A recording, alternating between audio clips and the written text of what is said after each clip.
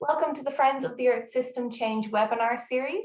This aims to facilitate learners to connect the dots between global justice issues, draw out the root causes of injustice, and reflect on action pathways, while also amplifying the work being done by groups locally and around the world. Today, we're focusing on social justice issues in relation to climate justice with Kwame Kwando. Kwame holds a degree in management and is a conflicts transformation specialist. He works as campaigns officer at Friends of the Earth Togo, which is a member of several networks such as Friends of the Earth International, Global Forest Coalition, Oil Watch Africa, and Fishnet Alliance. Kwame holds the position of the Internationalist Solidarity System focal point for Africa with Friends of the Earth International. He is an extractive industries, tourism and infrastructures campaign coordinator for Global Forest Coalition and is member of Oil Watch International and the Oil Watch Africa Steering Committee. He's involved in campaigns against extractive projects in Africa and also in oil and gas exploitation and fighting against them.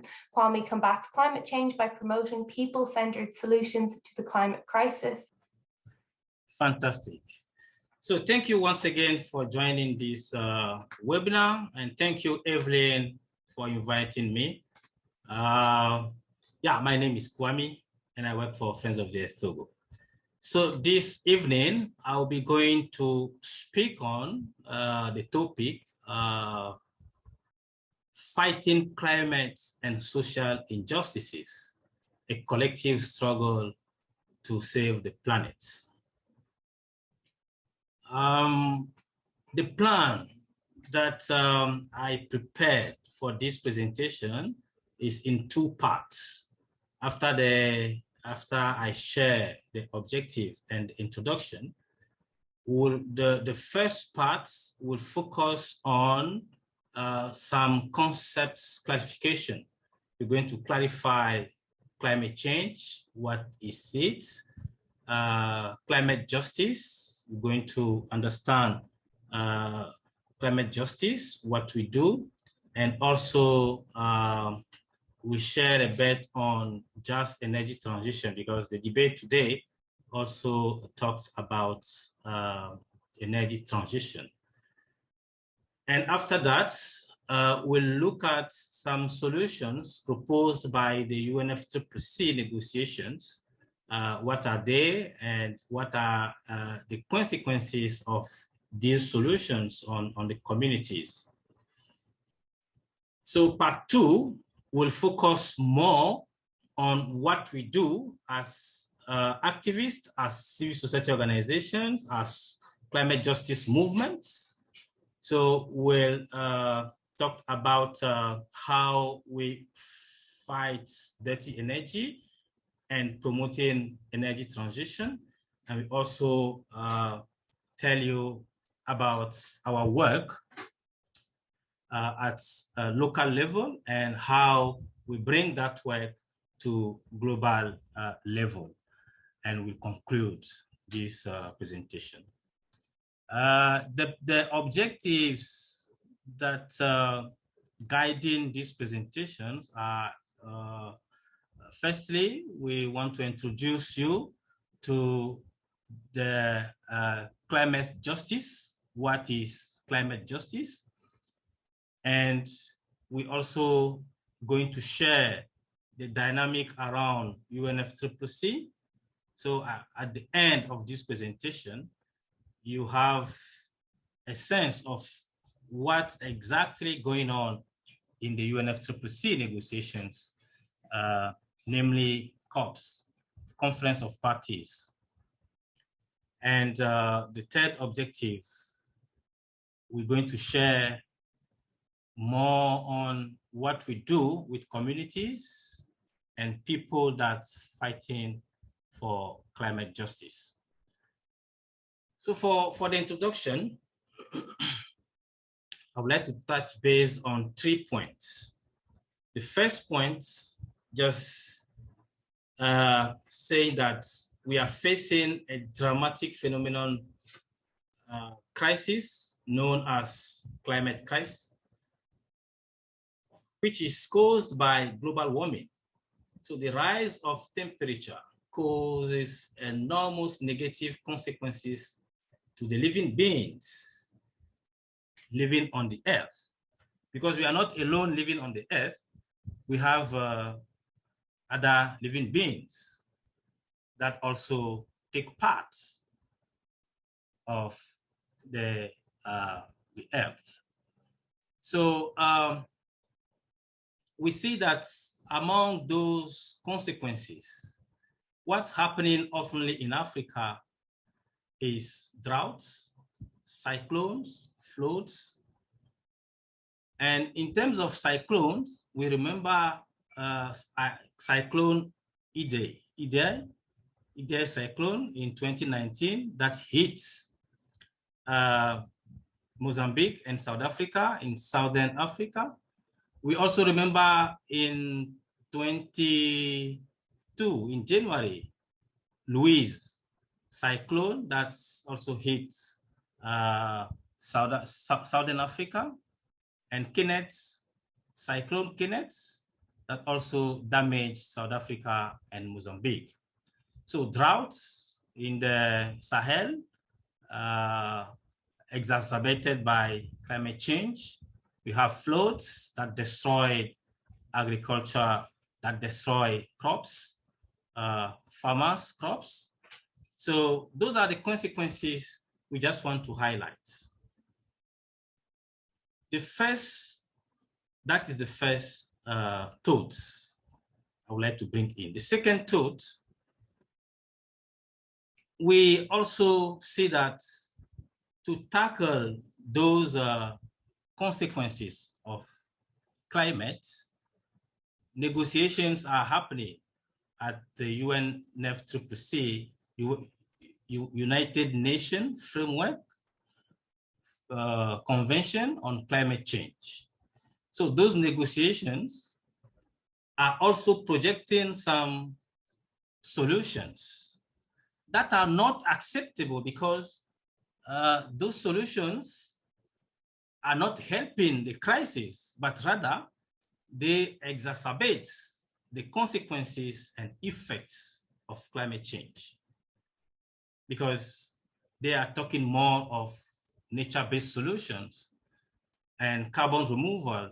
It means if you put more emission out there, polluting the air, polluting the environment, polluting the atmosphere, then somewhere else, maybe in Africa, there will be forests kept there to remove the carbon. We see that it's not a good approach, as people need to breathe the clean air. So that's why we're saying that the solution should be leaving the oil in the soil, no more pollution. So the solutions that the negotiations at the UNFCCC is projecting is not a good solution for us. So to save the planet, local communities, indigenous people, civil society organizations, women and youth organizations, peasants and peasant organizations are in front line to defend their livelihoods and their rights, to protect the biodiversity and their forests by combating climate change and its main causes. So that is the fights on the ground. So people are looking at their livelihoods destroyed by the effect of climate change. The sea level rise, for instance, is one of the consequences of climate change, where people are displaced from where they live to another place. And it causes conflicts because the communities that live before those who are displaced are not also happy, because they will share some of the resources with the displaced communities. They are not prepared to receive those communities.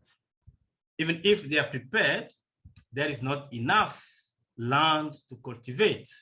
So those are the issues that communities are facing and they have rights to defend their livelihood. They have rights to defend their own rights and defend the biodiversity that enable them to cultivate, that enable them to have good soil, to have good air to breathe. So what are the causes of climate change? Why do we fight for climate change? So those are the questions that we are asking ourselves, and I'm asking you this evening as well.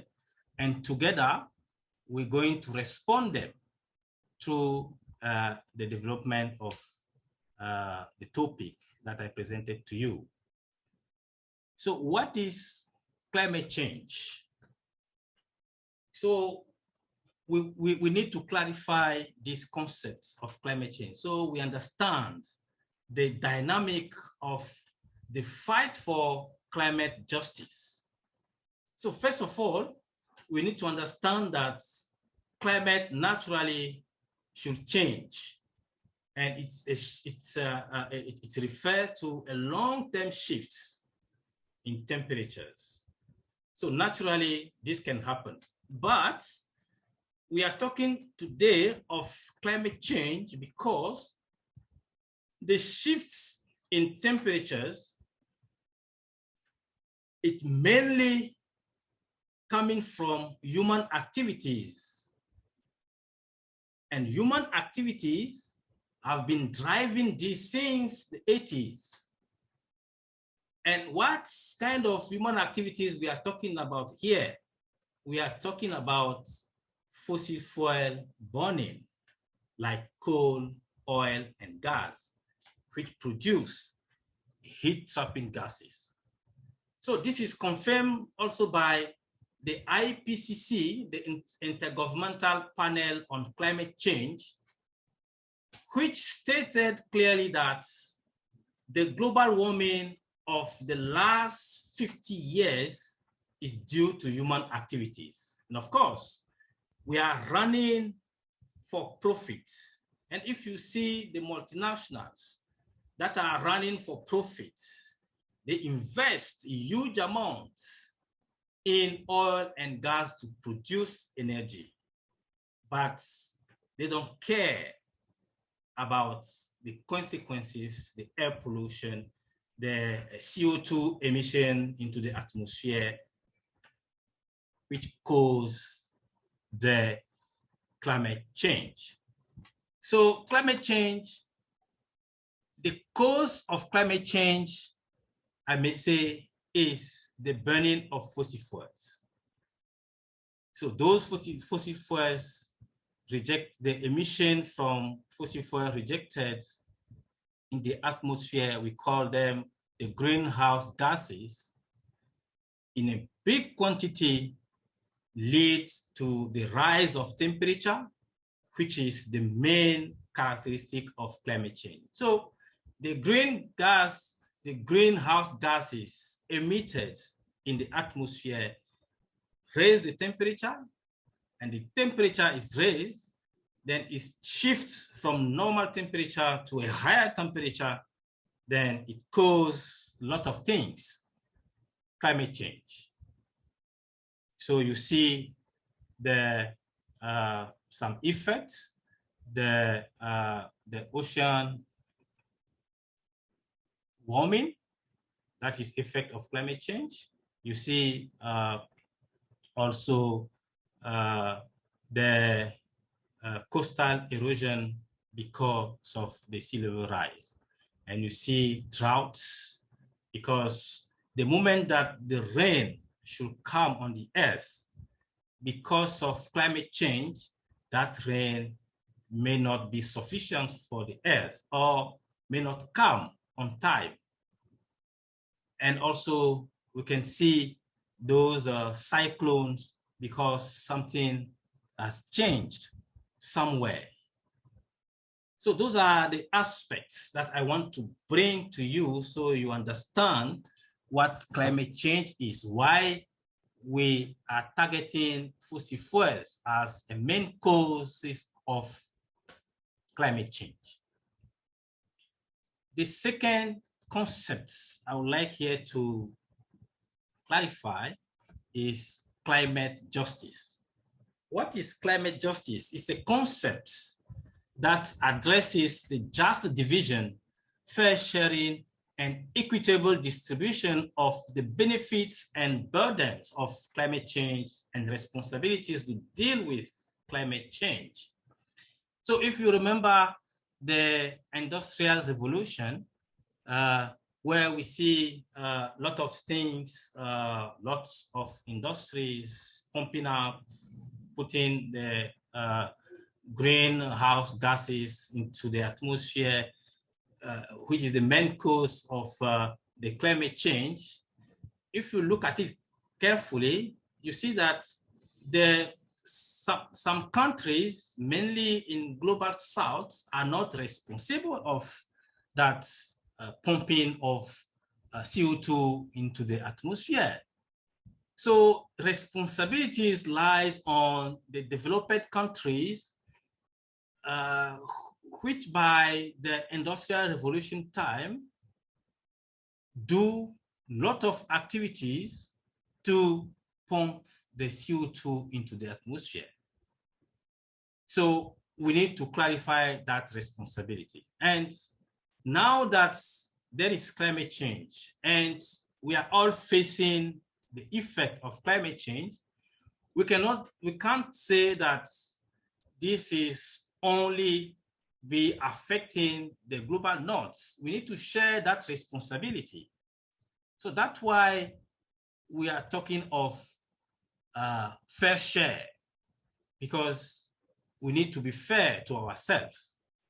Talking of fair share, we can't bear, the global south can't bear only the consequences of climate change, meaning that they are not the one who caused the climate change at the beginning. Climate change was mainly caused by the Industrial Revolution and led by the developed countries. So developed countries also should take their share. That's very important. And climate justice means that we need to fight to find a solution to the climate crisis that not only reduce emission or protect the nature, but that we do so in a way which creates a fairer, more just, and more equal world in the process. So what I was saying is that as we are fighting for climate justice, so we put justice in the center so that those who create climate change, those who are the main actors that lead to climate change need also to take their share. We are not only fighting to reduce emission, but also we are fighting to keep equal treatment of people and of planets. So it is very important because it helps us to put into the context the significant impact of climate change. As we are talking of climate justice, we put the focus on social justice, gender justice, because there are injustices because of climate change. First, if you go back to the causes of climate change, before burning the fossil fuels, you need to exploit fossil fuels. You need to exploit oil, you need to exploit gas, you need to exploit coal. So by exploiting gas, coal, and oil, either under the ground or in the sea. So if it is under the ground, you need to displace communities. Some of the communities are displaced without compensation, adequate compensation. Some of the communities are not displaced, but they restrain their movement to the area where the oil is exploited, meaning that they have grabbed their land to put in place the exploitation facilities. In addition to that, exploiting oil means that you have to flare the gas. So gas flaring also, it's a consequence or has consequence to the communities because the air is polluted, the water is polluted by the black soot, and even the food.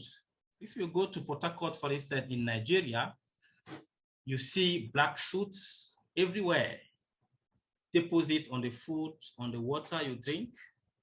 So communities are suffering because oil is exploited, gas is exploited, coal is exploited. In South Africa, you go to Witbank, you see the fire plant, coal fire plants burning, and it's deposit acids in the water, and people need to drink. And what shocked me most, we went to Windbank, the coal area. We saw children chewing the coal. So those are the consequences or the suffering that communities are facing because of oil exploitation. So now oil is burned and climate change is there. So social injustices need to be addressed. Gender injustices need to be addressed. We put accents on gender because if it's happened in the communities, mostly women and children are affected. If the community is displaced, for instance, women and children are affected because they are the vulnerable people in the community. And if the man is killed, for instance, they are left alone. So it is important to fight for climate justice, to remind the developed countries that they need to share the burden of the climate change, and also they need to recognize their responsibilities so that they should put more money to Global South to adapt.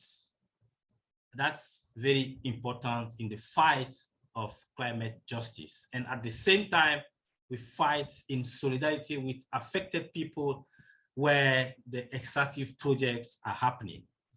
So that is the sense of climate justice. So the third term I would like to clarify here is just energy transition. So it means we need to transit from one energy system to another.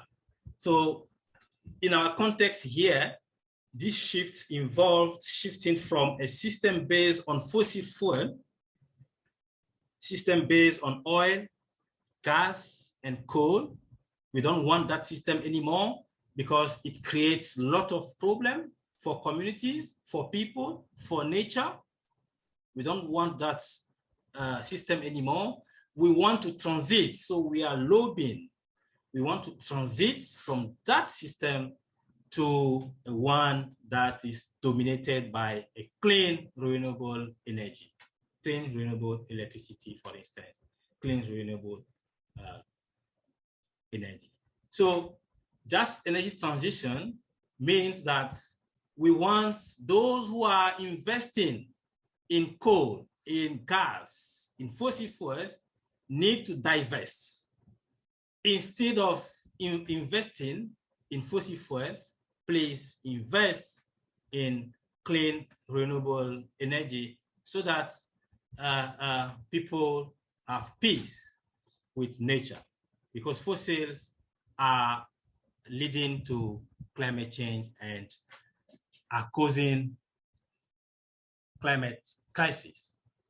So for our narrative here, we need people to understand clearly that, yes, we want renewable energy, but it should be clean, in harmony with the nature, and it should be also people-centered, because we don't want to enter into the system that the fossil system created, where the multinationals or profiters, polluters dominate the communities. We want the energy system to be just, taking into account people and nature. That's very important for our narrative if we talk of just energy transition. So if we look at the graphic here, so mainly we want coal, gas, fossil fuel to be down, and we want renewable energy to be up, centered, people-centered, democratized, and in harmony with nature. Yeah, so now, as we now know what is climate change, what is climate justice, what is energy transition, let's have a talk on the negotiations at the climate space called UNFCCC, United Nations Framework Convention on Climate Change. So several conference of parties happened, and what I would like you to understand here is that in 1992, the world discovered that the planet is being destroyed. So there is a need to do something about climate change. Then they have signed the convention, and parties like countries have joined that convention in the way to reflect on how they can combat the change of climate, how they can reduce the temperature that is going up. So in December 1997, they have signed the Kyoto Protocol, which was an international treaty that that enabled countries to come together in that space, in the climate space, to discuss, to reflect, and to take a decision on reducing the temperature. But what's happening, we all know that parties since 1997, where the Kyoto Protocol was signed, we didn't see any great action that led countries to cut down their emission, to reduce the emission. The temperature is still going up. So now we are talking of 1.5 degrees.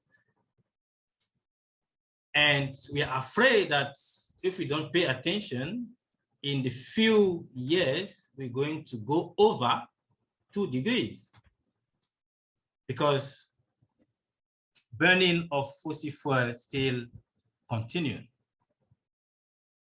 So 18 years later, meaning in December 2015, there was another agreement called Paris Agreement. And the essential of this Paris Agreement is that state parties commit themselves to move away from fossil fuels in favor of renewable energy.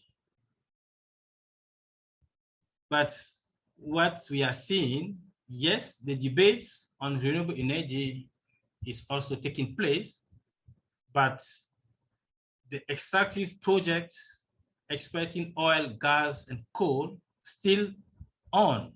Huge investments still coming in to exploit oil, gas, and coal to produce energy. And that is fueling more climate crisis. So in the reflection, in the discussion, the climate space come every year with a solution. And we think that those solutions brought by the UNFCCC is not a real solution to combat climate change, because to combat climate change, we need drastically to reduce, to stop putting up huge amount of CO2 into the atmosphere. We need to reduce it. We need to reduce it. But what we are seeing, no reduction at all. Things are going up more than what we have seen before. So the state parties failed to deliver on their commitment. So they failed to deliver on their commitment. So they propose nature-based solutions. So mainly red, net zero, red, where the communities need to keep their forests down, so that if the developed countries pollute, the forests in Africa, for instance, or in Amazon, in Brazil, somewhere in the global south, should remove the carbon from the atmosphere. We think that solution is not appropriate to tackle climate change. They are proposing geoengineering, where they have to put a system in place to for carbon storage. They want to put a system in place to have solar radiation. Those are the solutions that we think that is not appropriate for climate, to combat climate change. So to remove the carbon into from the atmosphere, it's a huge technology, and that technology as well is not appropriate for the climate crisis. So those solutions means more consequences for the communities, because they lead to more land grabbing.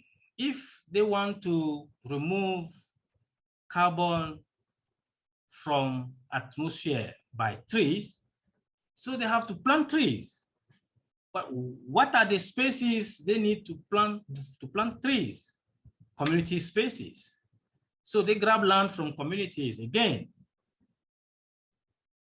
But then, if they want to plant trees to remove carbon, it means that they have a go ahead to continue to pollute. Because if I pollute, I have a tree planting somewhere to remove the carbon. So I need to continue polluting.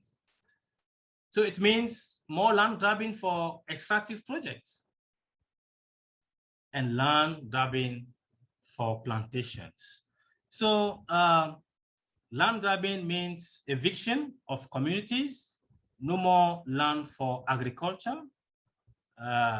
So you see the dynamic of the solution being proposed by the UNFCCC in our COPs. But we are there to fight. That's why we need to continue mobilizing to climate justice, so that we let them know that the solutions that they are proposing is not a people's solution, and is not in favor for the nature. Having that, let's go to the second part. Second part, what we do on the ground. What we do on the ground. Can you still hearing me? Perfect. what we do on the ground. So our action to climate justice, so it based on key strategies. Research strategy, that's very important because you need to go to the field, you need to collect data. So a lot of research have been conducted to know the impacts of oil and gas on fisher folks among the West African coastline, and also to understand the effect of climate change. So those pictures shows clearly that we are asking questions to fisher folks to know, to understand how climate change is affecting them, what are their demands, and so on. So research is key. And if you go to those links that I pasted under here on my presentation, you can download some of the researches to read and to understand. So you have clear the impacts because of oil exploitation offshore. The communities, fishermen communities, have their revenue reduced, and because of climate change, they also have their houses destroyed because of coastal erosion and so on. So you see yourself the damage of oil exploitation and the consequences of climate change. So it links. From the research, you see that because of oil exploitation, climate change happening, and because of climate change, effects return to the communities, fisher folks especially, and also hosts communities, onshore host communities, people. So research is key. Every action in advocacy, in campaign, in lobby, you have to research, to have good information, to have relevant information to tackle the issue. Very important. Second strategy is community dialogue or community solidarity visits or community mobilization. So three aspects. Community mobilization, you mobilize community, you train them, you mobilize them to take action, to say their minds, to say that they are not happy with oil exploitation or gas exploitation or fossil fuel exploitation. They are not happy of the effect of climate change. So they have to say it. So to say it, there is a need of mobilization. So you go into the communities, you have dialogue with them, you let them express themselves. You are not going to teach them. They know already what they want. But if you go there, you just listen to them and you let them also understand the dynamic of the fight for climate justice. Then they will join you. So listen to them first because they also know what they want, and they also have the way they can fight. So together, if you sit, you dialogue, you reflect together, you bring in a strategy and you decide the way forward together. That's very important. I remember this was Friends of the Earth Africa Solidarity visits that we had with Dovi Kope community, where the coastal erosion is destroying the community because of the effect of climate change. So we visited that community. You see the chief of that community in the photo.